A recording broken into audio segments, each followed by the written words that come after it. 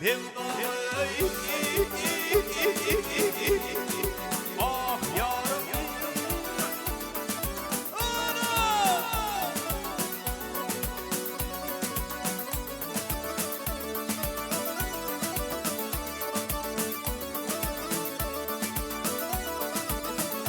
ay Afrayın başını yıkatıp olalım, Afrayın başını çektim olalım.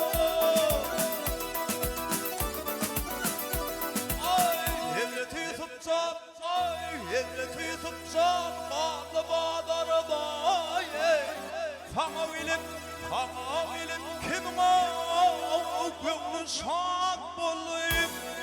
Mevla'yı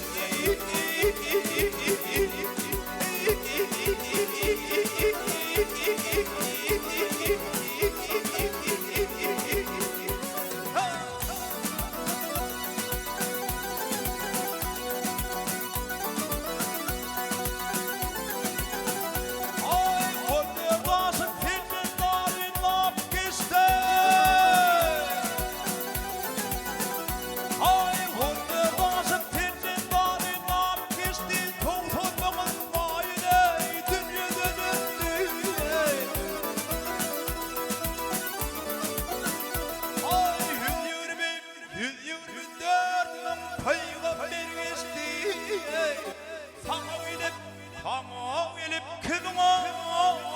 gönlü şad bulayım Mevla'yı ah yarım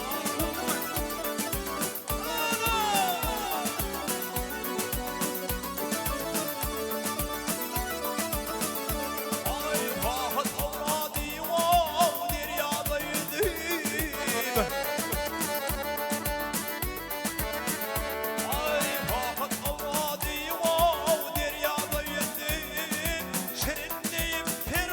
çölleri çıktı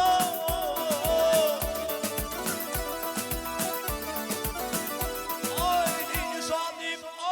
Leylim zalim Mecnun dağları yardı Kana gelip kimine gönlü şad oldu Mevla'yı ah yarım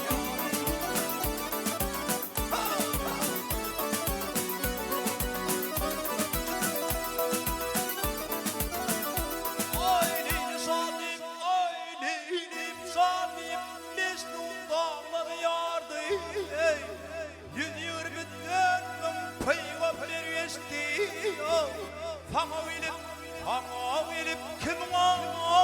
gönlü şad bulayım Mevla'yı